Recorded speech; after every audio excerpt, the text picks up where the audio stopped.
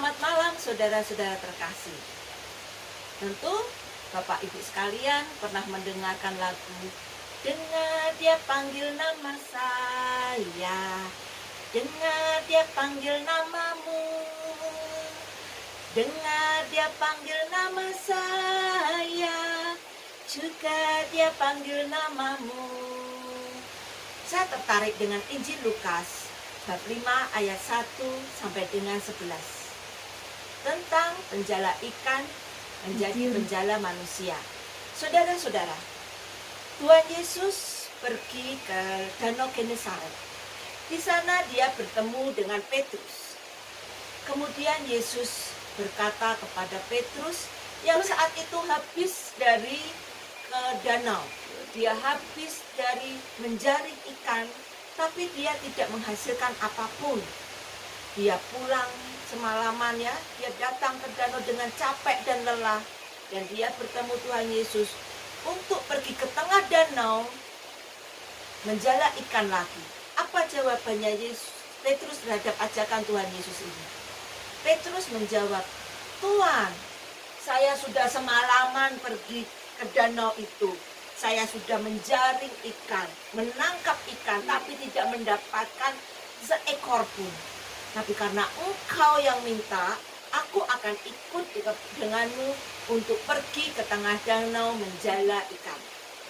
Kemudian Petrus dan Yohanes, Yakobus serta Yesus pergi di tengah danau dan mereka menjala ikan. Apa yang terjadi? Petrus mendapatkan banyak ikan sampai perahunya mau tenggelam. Dan minta tolong saudara-saudaranya itu untuk membawa ikan-ikan yang ditangkapnya tersebut. Di situ Petrus mengalami suatu mukjizat, peristiwa yang sangat menggembirakan, lebih-lebih rasa syukurnya. Sampai dia berkata, "Tuhan, aku ini orang berdosa, pergilah dari aku." Apa jawaban Tuhan Yesus? Tuhan Yesus beda jawabannya. Dia malah bilang kepada Petrus, "Petrus, ikut aku. Kamu tidak lagi menjala ikan, tapi menjala manusia." Ajakan ini, kondisi ini tentunya membuat orang sangat bersyukur dan sangat bahagia. Kita pun pernah mengalami seperti Petrus yang pulang dari pekerjaan kita tidak mendapatkan hasil seperti yang dia alami Petrus. Itu pun pernah kita rasakan, terutama saat masa-masa pandemi seperti ini.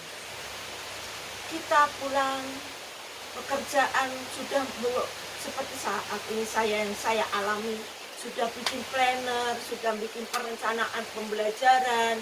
Ketika kita memberikan ke anak, kita lihat anak tidak bersemangat, anak tidak antusias. Sebagai guru, saya merasa sedih, kecewa, gagal untuk mendidik mereka. Karena mengandalkan kekuatan kita akan mengalami rasa yang kecewa tersebut. Kita lupa bahwa kita harus mengandalkan kekuatan Tuhan. Kita harus mendengarkan suara-suara Tuhan. Kemudian kita melakukan refleksi. Kita mendengarkan suara-suara itu. Kita mulai mendengarkan suara Tuhan melalui anak didik kita. Suara mereka. Mereka ingin pembelajaran seperti apa? Mereka ingin belajar disajikan seperti apa? Ketika kita mendengarkan suaranya, kita memberikan suatu kesempatan kepada anak. Akan tumbuh motivasi dalam diri mereka untuk belajar lebih dan lebih lagi, untuk melakukan keterampilan yang lebih dan lebih lagi. Dan hasilnya apa? Akan keluar dari target kita, melebihi dari yang kita harapkan. Itulah mukjizat kami seorang guru. Anak mengerti, mencapai lebih dari yang kita harapkan. Keterampilannya juga mereka menguasai dari yang kita harapkan.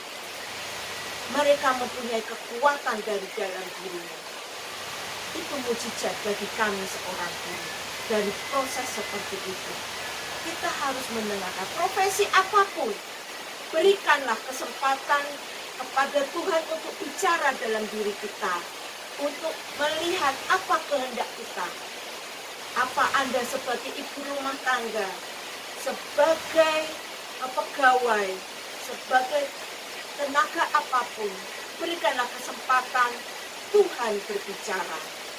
Tuhan pasti memberikan jalan di setiap tantangan yang ada di depan kita. Mari kita taat dan mendengar suaranya.